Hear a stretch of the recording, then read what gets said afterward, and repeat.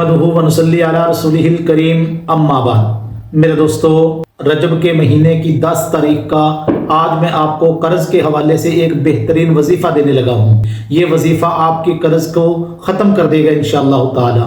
आपके कर्ज की अदायगी के लिए इस वजीफ़े की बरकत से अल्लाह तबारक व ताला कोई ना कोई रास्ते खोल देंगे, गैबी दरवाज़ा खुल जाएगा इंशाअल्लाह ताला।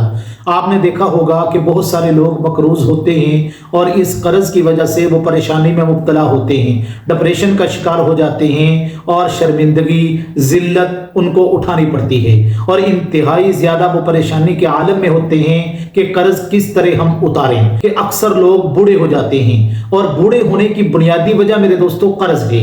आपने देखा होगा कि अगर कोई इंसान कर्ज ले लेता है, ये कर्ज इतनी खतरनाक चीज होती है कि हर वक्त बंदा डिप्रेशन में रहता है, उसकी सेहत खराब होना शुरू हो जाती है और अपनी उम्र से पहले वो बंदा बूढ़ा हो जाता है, कमजोरी आ जाती है। तो इसलिए इस कर्ज से निजात आपने कैसे हासिल करनी है मैं आपको बतलाता हूँ। रसूलुल्लाह सल्लल्लाहु अलैहि वसल्लम ने अपनी उम्मत को कर्ज उतारने के लिए, कर्ज से निजात के लिए मुख्तलिफ किस्म के आमाल बतलाए हैं, क्योंकि अल्लाह के नबी अलैहिस्सलातु वस्सलाम के दौर में भी ये कर्ज लिया जाता था।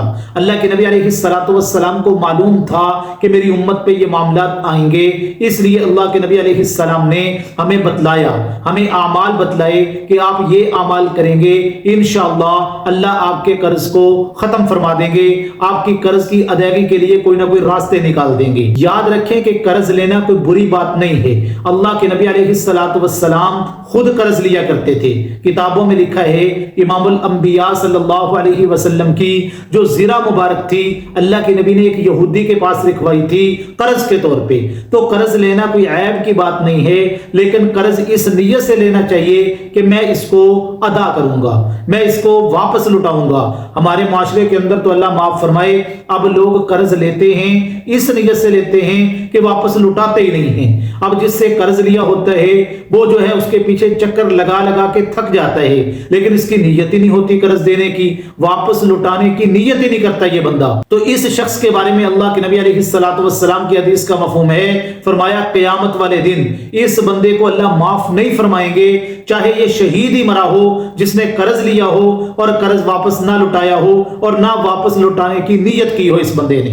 मेरे दोस्तों, कर्ज लेकर वापस लुटाने की नीयत होनी चाहिए। पहले नंबर पे तो कर्ज लेना नहीं चाहिए, अगर आप ले लें फिर इसको अदा करने की कोशिश करनी चाहिए। अब अगर आपके ऊपर कर्ज का मामला है, आप मकरूज हैं और कर्ज उतरने का नाम नहीं ले रहा, तो मैं आपको एक बेहतरीन वजीफा बतलाता हूं, आप इसको तवज्जो से सुने।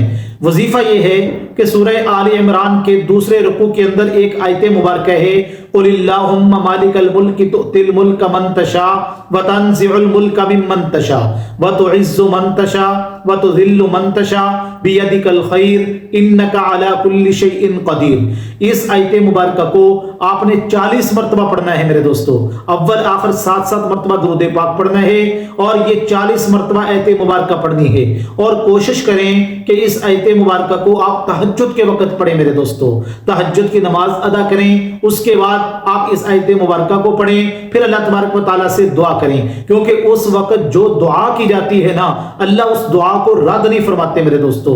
तो ये अमल आप करें, इंशाअल्लाह चंद दिनों में अल्लाह कोई ना कोई गैबी दरवाजा खोल देंगे, अल्लाह आपकी मुआवनत फरमाएंगे, अल्लाह की मदद आएगी और आपका जितना कर्जा है अल्लाह तबारक व तआला उसको उतारने के असबाब पैदा फरमा देंगे। अल्लाह तबारक व तआला इन बातों को समझने की तौफीक अता फरमाए।